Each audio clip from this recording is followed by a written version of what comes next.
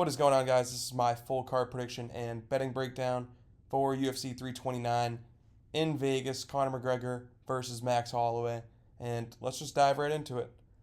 The first fight of the night is Cody Durden versus Alessandro Costa. I think the immediate reaction for most people seeing this fight is, oh yeah, Costa's just going to whoop Durden. But when you take a look at Costa's resume, the only name that is actually somewhat decent is Kevin Borjas. And Borjas is obviously a completely different stylistic matchup. I really like Costa's shots to the body. He's got nice calf kicks, and he's clearly a hard hitter for 125. Um, Despite Costa taking this on short notice, I still don't really see any way Durden can win this fight. He's outmatched on the feet, and I think it's going to be really hard for him to get Costa down. And even if he does, Costa's got good enough BJJ to stay out of trouble. Training with Diego Lopez. I think it's going to be close in the first, but eventually Durden will succumb to the power of Costa. I have got Costa by round 2 TKO. And let's move on to the next fight, which is Ryan Gandra versus Zachary Reese. Gandra's coming off a first-round TKO against probably the worst UFC fighter of all time, which is Jose Medina. But nonetheless, that and his Contender Series performance are both actually really impressive. He's got a really nice 1-2, teeps to the body. He's really fast and explosive for 185. And I like Reese. I think he's somewhat decent, but I think he's going to get caught badly in this one. Like, he was so open moving forward against Pereira, and I can see Gandra timing a 1-2 down the pipe when Reese throws maybe a naked body kick or a knee. We don't know how good Gandra's ground game is, but nonetheless, I think his sharpness on the feet will get it done in brutal fashion.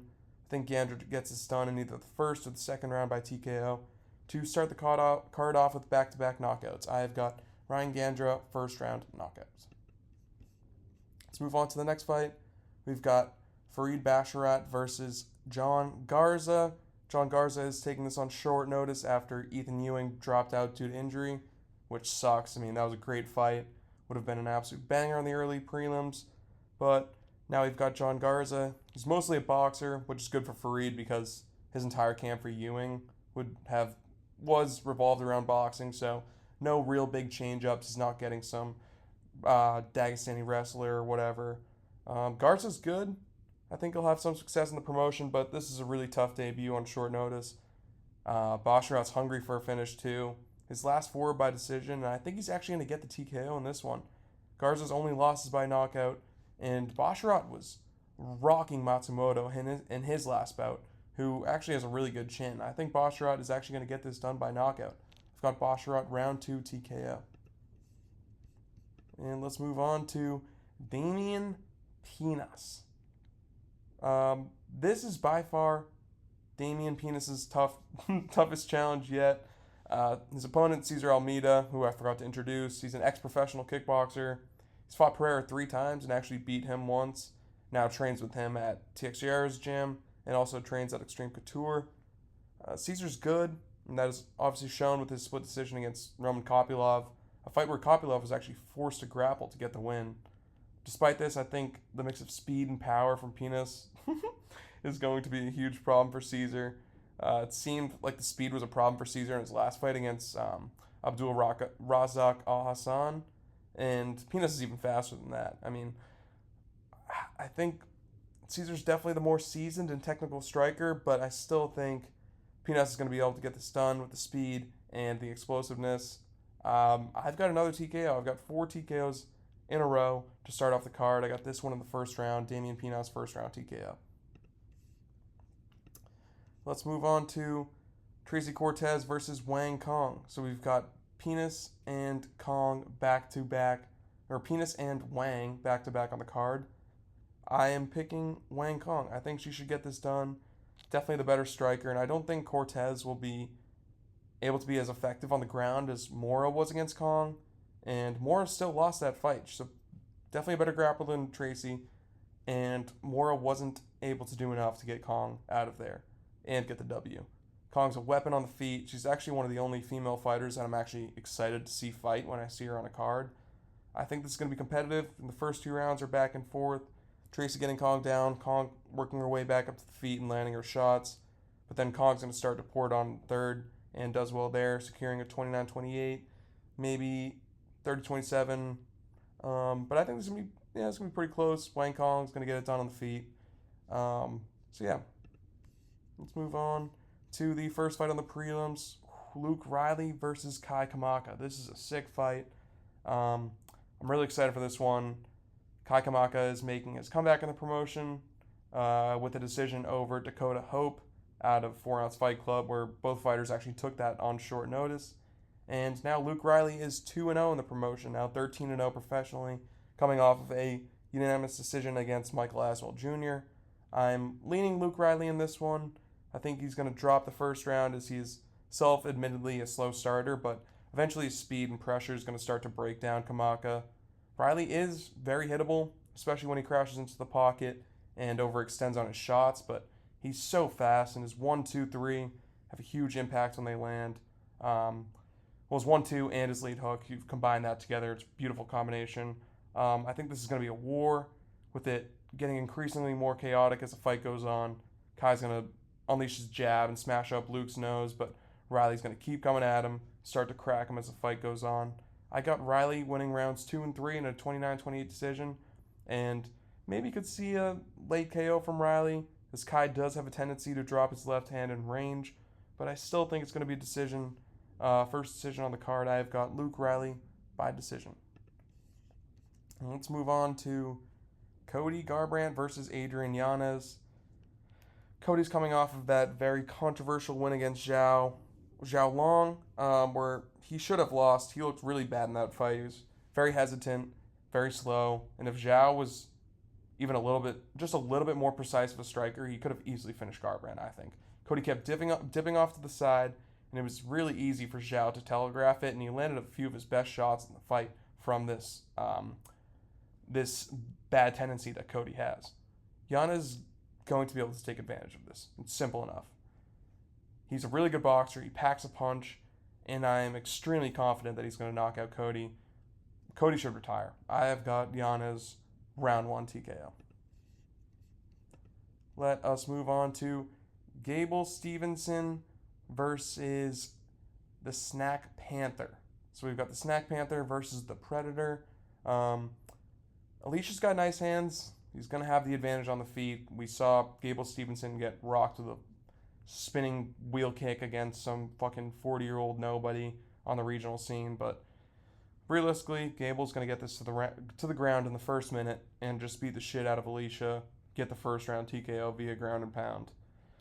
Whatever. I mean, this is a nothing burger. I'm actually excited to see Stevenson fight the upper guys in the division, but this is just a little showcase for him. See what he has at the next level. So let's move on to an absolute banger in Robert Whittaker versus Nikita Krylov. Whittaker making his UFC debut at 205 against Nikita Krylov, who is coming off a late TKO against Modestas Bukauskas. I'm scared for Whittaker moving up to 205. He wasn't the biggest 185er, and Krylov's a big fella, 6'3", 77.5-inch reach, as opposed to Whittaker, who's 6 foot, 73.5-inch reach. But seeing Costa have success at 205 against Azamat and is now in the title picture gives me hope for Whittaker in this fight. Whittaker is clearly the more skilled fighter than Costa, as we saw in their recent bout, and Costa smoked Azamat, who's probably the tougher opponent compared to Krylov. Whittaker's got great takedown defense. We've seen the deficiencies in Krylov's striking defense in his last few bouts. I think Whittaker maybe is going to struggle at first, getting kicked out range, jabbed up a bit, maybe getting held up against a cage, but he's going to grow into the fight as he typically does with his speed and technical skill superiority. I think he's going to start piecing up Krylov in rounds 2 and 3, maybe even dropping him late in the fight, but I'm still going to go Bobby Knuckles by 29-28 decision in his debut at 205. Give me Robert Whittaker by decision. Now we're going on to the main card. We have got Bobby Green versus Terrence McKinney. I refuse to call him King Green. It's not happening. And obviously the question in this fight, as it is in all McKinney fights, whether his opponents can survive those first few minutes. We have not seen him get knocked. We have seen Bobby get knocked out in the first round in 3 of his last 7 fights. And that scares me. I don't think Bobby's going to be able to survive that initial onslaught from McKinney. He's got good boxing defense, but when you bring in the lethalness of McKinney's kicks and knees, that's a whole different ballpark. And Terrence also has that early grappling threat too. We obviously know if Bobby gets out of that first 3 or 4 minutes, he's going to lay an absolute whooping down on Terrence, but I still think Terrence's first round finish is more likely than that. Bobby's got a lot of momentum going right now. It sucks to see him losing after getting the custom shorts, but it is what it is, brother. Let's move on. I've got Terrence McKinney first round TKO. Let's move on to the next fight. We've got Brandon Royval versus Loner Kavanagh. I think this is going to be super competitive. We got 2 elite fighters at 125, and I'm super excited for this one. I think the blueprint for Kavanagh to get this one done is there. Loner's got really nasty counter shots, and we saw that when Royval was going first against Van. Van was able to slip inside, land mean shots over the top. Loner's faster, the more technical striker than Royval. I feel like he's going to be able to outpoint Royval at range with low kicks and body kicks at first, and when Royval starts trying to pepper his jab, that's when Loner can start landing his counters. Royval is also super open with his straight punch too, and I expect Loner to be able to take advantage of this. I think this is just a changing of the guard at 125. Royval is coming off back-to-back losses, and I know Loner's last win is against Awash Moreno, but he really proved himself against Jose Ochoa and Felipe Dos Santos, both fighters that are no joke at 125. So obviously the Charles Johnson fight, that looks bad, but it seems that Johnson's just a tricky customer for these up-and-coming strikers who haven't really seen anyone like him before. We saw Van have a resurgence after that loss, and I expect the same from Loner. I think Loner's going to win rounds 1 and 2 and maybe lose a third with a 29-28 going his way. I could maybe even see a split decision with one judge maybe scoring the second round for Royval or something like that. But I've got Loner Kavanagh by decision. And let's move on to the feature fight of the night, which is Corey Sandhagen versus Mario Batista. This is another close fight. Sandhagen's obviously coming off of his loss, fighting for the belt against Merab last October, and Mario's coming off of that masterclass against Vinicius in February. Something in me wanted to pick Mario, especially after watching both of their performances against Umar. I really liked Mario's performance against Umar despite the loss. He showed a ton of grit and elite scrambling ability. He even hurt Umar bad in the second round, but this fight's different. I know Sandhagen hasn't had one of his classic performances in a long time. The Figgy fight was weird. Figgy was injured. But he's also had Umar and Merab in his last two of his 3 fights. Before that, a Font fight where he got injured early and was forced to grapple. And before that, he smoked Cheeto. So, his career the last few years has been weird. But this fight's different. I believe the grappling is going to be nullified. Of course, both fighters are going to try and mix it up, but I expect a decent scrap in this one. And Mario's just too stiff on the feet for me to pick him against Corey. He didn't even look he fought Patchy Mix, and he didn't even look that great. I feel like if you put Corey in there against Patchy Mix, he would absolutely style on him. And Mario was he was still struggling to find his shots. And obviously now we know in hindsight that Patchy Mix is absolute dog shit. We've seen Corey be able to compete with the elite of this division for over 6 years now. I can't pick Mario. I don't see him being able to get this done on the feet. Maybe because it's 3 rounds, Mario could grab 2 and 3. But I don't know. Mario definitely needs this one. He's 32, probably his last run at the title. And that hunger scares me, but it's not enough for me to pick him to beat Corey. I got Sandhagen by decision. I'll go 29-28. And let's move on to BSD versus Paddy Pimblett in our co-main event of the night. I think Paddy gets it done. Benoit's going to try and push the pace, marauder his way to a W, but I was not a fan of his performance against Dan Hooker. He did not like the body kicks and that Hooker was throwing, and I think that Paddy's teeps up the middle and his body kicks are going to open up the shots upstairs. Paddy's not going to be uncomfortable on the ground. like a hooker or a hoofy.